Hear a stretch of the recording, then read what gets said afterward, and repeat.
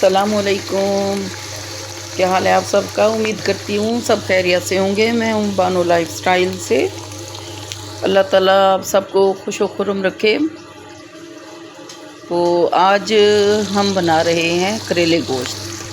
तो इसके लिए आपको पता है करेलों की भी ज़रूरत होती है और गोश्त की, या गोश्त या चिकन। तो गोश्त की बजाय आज हमने चिकन बनाया है साथ में, क्योंकि अभी ईद गुजरी है तो ईद पे गोश्त तो खाया था, पर चिकन जो है वो आज हम बना रहे हैं। गोश्त खा के ज़रा थक जाते हैं। तो इसके लिए हमें 1 किलो प्याज चाहिए और 1 किलो प्याज के साथ साथ 1.5 किलो चिकन और 1.5 किलो हमें करेला चाहिए। तो करेले को छील के बारीक पीसीस में नमक लगा के अच्छी तरह 1 दिन पहले मैंने फ्रिज में रख दिया है। आप भी अगर ऐसा कर लें तो बहुत अच्छा होगा। उसका पानी, कड़वा पानी निकाल के ना बड़े बर्तन में, तो आप उसको फ्रिज में रख दें। पानी निकाल के ना अच्छी तरह से नमक लगा हुआ, फिर थोड़ा हल्का नमक लगा के फ्रिज में रख दें तो बड़ा बेहतर होगा। अगले दिन आप उसको बनाएं। अच्छा, एक बात और भी आपसे कहनी थी कि चैनल आपको अच्छा लगा हो, वीडियो अच्छी लगे तो प्लीज़ सब्सक्राइब कर दिया करें और लाइक और शेयर भी ज़रूर कर दिया करें, क्योंकि यहाँ तक वीडियो पहुँचाते हुए बहुत मेहनत करना पड़ती है। दोनों अंदर हैं। आपने क्या करना है? अच्छा निकालते हैं बाहर। आधा किलो प्याज फ्राई करके उसमें टमाटर, सब्ज़ मिर्चें, सूखा धनिया, गरम मसाला, मोटा कूटा हुआ गरम मसाला मैं डालती होती हूँ, और काली मिर्चें भी थोड़ी सी डाली हैं। तो ये डाल के सारे मसाले डाल के, तो सब्ज़ मिर्चें, टमाटर, 3 अदद टमाटर मैंने डाले थे चिकन के लिए। तो इसको करेले के लिए फिर पतीले में या कढ़ाई में डाल के तो फ्राई करके हल्की आंच पे रख देना है।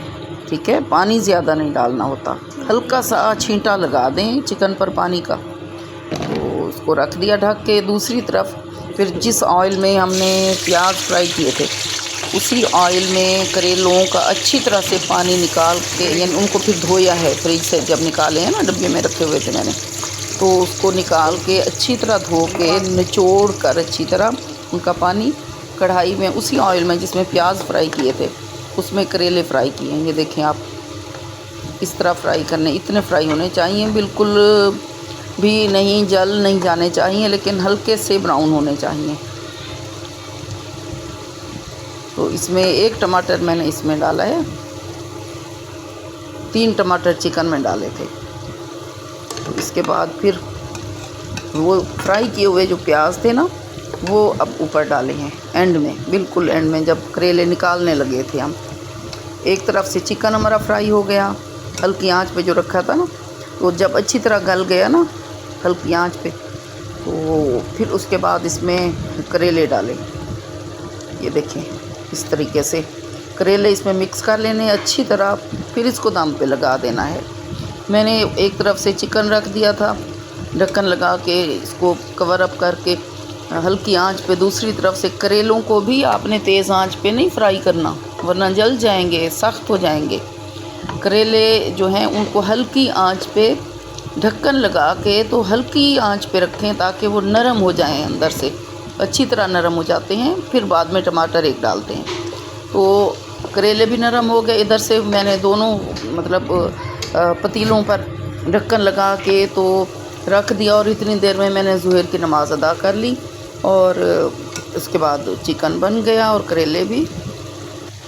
आप ये ज़रूर बनाइएगा करेले गोश्त या करेले चिकन, और बना के खा के फिर मुझे ज़रूर बताइएगा कमेंट्स में कि आपको कैसे लगे। उम्मीद है सबको अच्छे लगे होंगे, क्योंकि मेरे घर वालों को, यानी मेरे सारे बच्चों को, सबको बहुत ज़्यादा पसंद आए, और हर एक ने अपनी मर्ज़ी से ही ख़ुद ही किचन में आके तो कढ़ाई में से डाल के अपने अपने हिस्से के हर कोई ले गया, और सबको बहुत पसंद आए। उम्मीद है आप सबको भी खाकर बहुत अच्छा लगेगा। बताइएगा ज़रूर। अल्लाह हाफिज़।